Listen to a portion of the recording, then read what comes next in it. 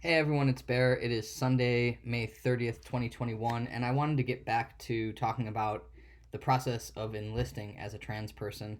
Um, it's been a little while since my last video, and I I'm sorry that there was a delay. I was kind of saying like, oh, I'm gonna do these videos for everybody, um, but things just kind of haven't been really great for me, and I had to kind of take a step back and just have a little bit of me time. Everything's all right. I'm okay, but just a lot of stuff piled up and has been sitting on me, and so I haven't had really the space to do this, but we're here. So today I wanted to talk to you about the actual day of going to MEPS. My last video was about the process of getting cleared for MEPS, and a lot of people have questions and a little bit of anxiety about what MEPS is actually like. And that's not even just from the trans perspective, that's everyone. Everyone is like, oh my God, MEPS is that kind of like final check to get cleared for going to basic training. And it's a lot. MEPS is a big deal. So let's talk about it. MEPS stands for the Military Entrance Processing Station. And it can be more than one day. Usually it's 2 days. One day you'll take the ASVAB, and the other day you'll have your physical. Not everybody does both at the same time, and I'll do a completely different video about the ASVAB. Today I want to talk about the actual physical processing that is MEPS. So I'm going to actually just click right onto the military.com website, and I'm going to read you some stuff from it and just tell you how that was for me. Um, so, and I'll put the link to this in the description for the video. Obviously, you want to discuss all your medical stuff with your recruiter, not just your trans stuff, your hormones and your surgeries, but anything else that's happened to you. If you don't disclose it, they're probably going to find out about it. So just be honest with your recruiter. If you've had major surgeries or you've had a history of like headaches or broken bones or whatever, if you don't disclose it and they find out about it, it's going to look bad. So you might as well just be honest. It may take longer to get your paperwork, but it's going to be better for you in the long run. Bring your social security card, birth certificate, driver's license. Bring your medical documentation. Your recruiter will give you all that. It's really easy. You put it in a folder. You carry it around the whole day. Remove earrings. Yeah, they obstruct the headset for the hearing test. If you have eyeglasses or contacts, wear them or bring them with you. You'll do your eye exam with your corrective lenses on. Hats. Don't wear a hat. Don't bring a hat. Hats are not permitted inside MEPS in general. Bathe or shower the night before your examination. It's an early day. You'll go to MEPS twice. You'll go once to get cleared, and then you'll go again the day you ship if you don't ship the same day. It's a really early day. You have to show up at like 0500, and if you're staying in the hotel, you get on a shuttle with everybody else early in the morning. I'm an early riser if I have to, and I like to shower the day of. But it does recommend bathing or showering the night before in case you oversleep or whatever. You definitely want to be clean though.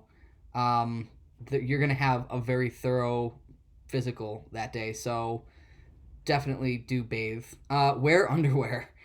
Wear normal underwear. You are going to do a flexibility exam. They're gonna have you do like duck walks and other physical stuff in a room with like 20 other people. So wear underwear. You have to. If you're not wearing underwear, they're gonna send you home. Um, that physical, by the way, it's not like exercise. You're not working out in your underwear, but you're going to be doing certain movements. I remember they just wanted to see were we flexible, could we stretch, could we reach things, some stuff with like falling forward onto your knees and then jumping back up onto your feet, like I said, the duck walk, which a lot of people worry about. I really doubt that you would be disqualified at that point. Like a lot of people worry about that moment, but it's really just to see, can you are you physically capable of going through some of those motions, especially at basic training? Your job later may be more or less physical, so they're not really trying to like eliminate anybody at that point. So don't worry about it too much. One guy that I went through with was like really awkward. He was just really jittery and awkward, and they were like, dude, slow down, like do this movement, and he got through it. He was fine. um Wear neat, moderate, comfortable clothing. This is a big one. It's a long day. You don't want to be dealing with a lot of layers, and you don't want to be uncomfortable. So I went through MEPS in December. It was freezing cold in Chicago. Um, so it was warm in the facility. But when I took the ASVAB, it was summertime and they had the air conditioning on and it was freezing cold. I actually, if I could go back and do that day again, I would have taken like a hoodie or something, because it's hard to focus on a test when you're just like physically uncomfortable. So yeah, neat, moderate, comfortable clothing. Do not wear anything that is vulgar or you will be sent home. I mean, period. Um, Also, swearing and vulgar language is not allowed at MEPS. You are getting ready to go into the military, and they hold a military standard, and it is run by either military personnel or civilians, who do this on a daily basis, and a lot of them are prior service. So you are really like you need to go in there like with that mindset of this is a military process. And yeah, in the real world in the military we do swear. We're normal people. I'm in security forces. It's like a lot of extra swearing, but you're not going to be allowed to do that in your training environment, and MEPS is the beginning of your training environment. So just know that when you're going into it. um, don't bring stereo headphones, watches, jewelry, excessive cash, or any other valuables. Yeah, this is a big one. I don't know what all the stations are like, but at least in Chicago, a lot of people are going through MEPS at the same time. It's a major area. And when you first walk in, you're going to put your bag in a cubby hole and you're going to leave it there all day. So don't bring anything with you that you wouldn't want to leave unattended for a very long time. It's the honor system, and not everybody's honest, unfortunately. And sadly, a lot of people that get into the military go on to um, steal from each other and stuff. So be ready for that. Processing starts early at MEPS. You must report on time. Yeah, they won't let you in if you're late. So like I said, sometimes you're doing like a back-to-back thing where you're staying in a hotel the night before. The day that you ship to basic training, you will 100% stay in the hotel the night before, and then you'll get on a shuttle and you'll go to MEPS. But sometimes people are doing that. They're doing the process independently of that, and you can drive yourself to MEPS. So I did that when I went for the ASVAB and when I went for my first physical, my first MEPS experience. I drove, and yeah, I drove there at like 4:30 in the morning when I had to be there for the actual day of processing. And don't forget, in the military, early is on time and on time is late. So you want to get there early. You want to be standing outside that door ready to go when they open it. You don't want to be running up and be the last person. They're just going to make your experience even more uncomfortable than it already is. And I'll never forget, I was standing there in line for my ship date, and they came out at like 05 on the dot, and they're NCOs. They're military. They've been in the military for a hot minute, and they're going to start yelling at you, and you need to be okay with that. And you need to be able to follow directions and move quickly and not argue with them. Do not argue with the MEPS personnel. That is another thing I saw several times the day that I actually had my physical and the day that I shipped. Remember, you're there with people who are just doing their physical. They may be there for the second or third time because something got rejected. The guy I stayed with the night that I shipped got rejected because of hearing. He failed the hearing test. Like there was something in that high range that he wasn't passing on. So it was his third time going through MEPS. But I was standing there in that line outside the door, like my ship date. I had my bag packed, ready to get on the bus to go to basic training, and the guy right next to me really didn't like that they came out and started yelling, and was like, man, they don't need to talk to us like that. And I was just like, dude, you need to kind of make that adjustment, because you're going into basic training, and then whatever your tech school or AIT or whatever your branch calls it, you're going to get yelled at a lot. And then active duty, when you're making that first adjustment to whatever career field you end up in, you're going to get corrected a lot, and you need to just be able to roll with it. That's a mistake I made that I'll talk about in a future video. Let's see. Let's get back to it. The actual process at MEPS is ASVAB test, physical, job selection, and swearing in. So whether or not you ship that day, you will at least swear into a delayed entry program. You're sort of in the military. You're sort of not. Yeah. Okay. The physical height and weight measurements. Your recruiter's going to go over that with you. You need to qualify as far as your height and weight. You can't be like severely over or underweight. Although if you're just over, they'll do like a tape measurement, a body fat thing. It talks about that on here. Hearing and vision exams. Again, bring your corrective lenses. Don't bring anything that's going to mess with the hearing test. Urine and blood tests, drug and alcohol tests. So there's a lot of stuff that they're testing for. I am a big coffee fan, and I really rely on that like early morning cup of coffee with breakfast to like get me going. I worked at Starbucks for like 14 years before catering and then the military, and my recruiter was like, no coffee that morning. He wanted me to have a really, really plain breakfast, and absolutely did not want me to have coffee either time. And that's just because he didn't want some kind of false like high blood pressure tests. So the urine and blood tests, they're testing for a lot of stuff. Drug and alcohol tests, guys, like if you are doing something, stop, and don't do it before MEPS and then try to get it out of your system.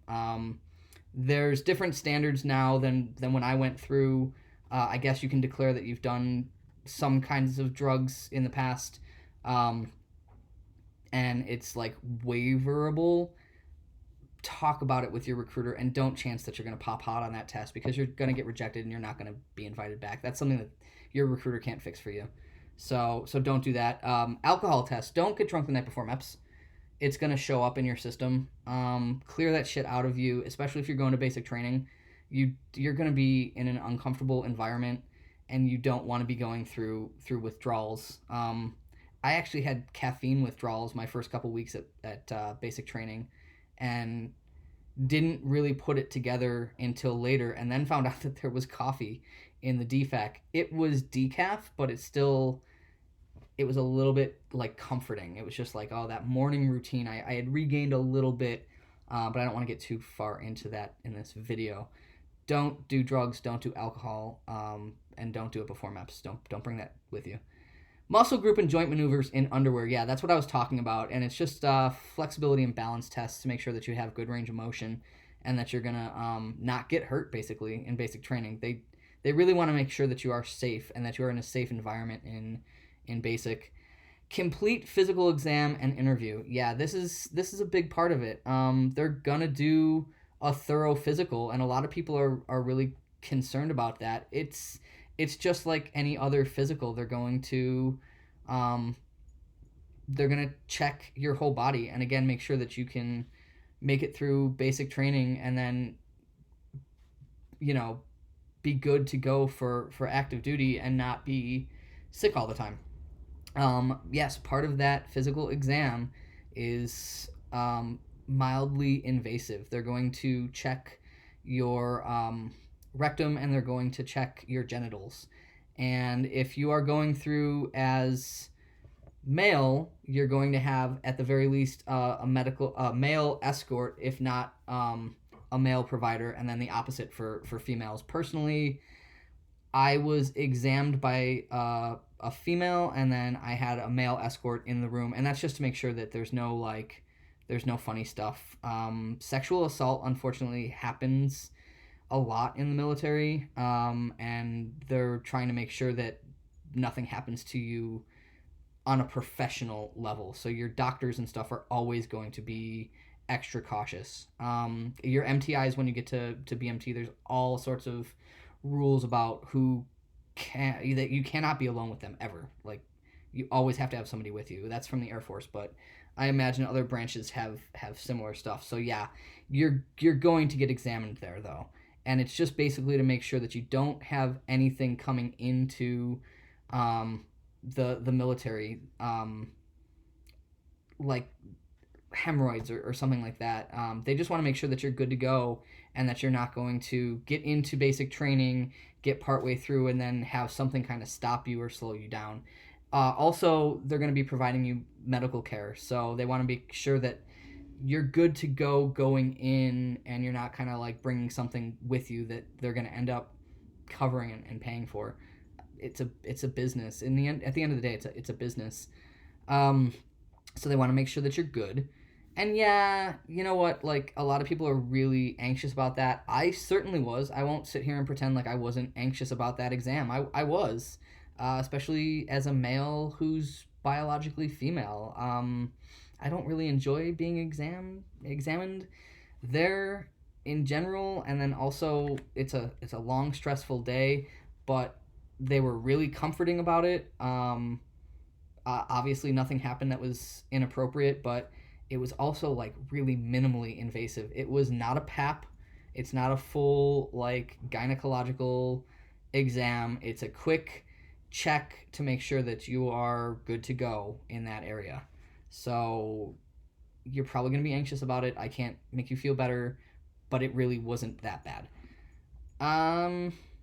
Specialized tests if required, fat percentage tests if you're overweight.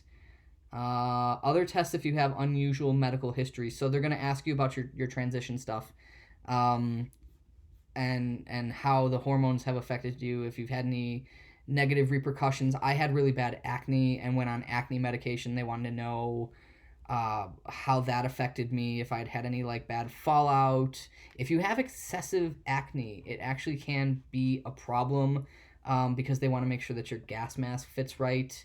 So it's just an exam, and everybody's situation is going to be slightly different.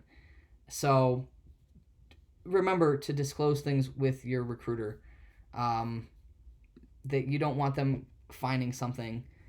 You know, I said that before, I'm repeating myself, but it really is the way to go. Don't try to hide stuff, because again, if it comes back to you later, it's just going to be a problem. And then it says for women only. So obviously this is for people who are assigned female at birth, people who are biologically female, and whose system works that way. You will have a pregnancy test, and that goes for trans guys too. They want to make sure that you don't go into basic training pregnant. In that environment, it's stressful, and it could cause you to lose a baby, and they don't want anybody to go through that. So you're going to have a pregnancy test. You can look at all the little tips and tricks and stuff on here. Get a good night's sleep. Yes, you're going to wake up early. It's going to be a really long day. Prepare well for the ASVAB. That's going to determine if you qualify for the branch you're trying to get into, and it's going to determine what jobs you're eligible for. So study for that. I'll talk about the ASVAB in a different video. Again, it emphasizes wearing normal underwear, wearing comfortable, presentable, warm clothing. If it's the middle of summer, honestly, be ready for that place to be air conditioned and be slightly cold. So you might want like an extra layer just in case. Listen to directions. There are lots of them. That's the last thing that this website really emphasizes. There are a lot of directions, and they want the process to go more quickly for everyone. And if you're not listening to directions, if you're not in the right place at the right time, doing the right thing, you're going to get forcefully reminded that you need to be in the right place doing the right thing. Do not argue. I talked about this earlier and I got sidetracked, but I saw a guy get sent home because he was arguing.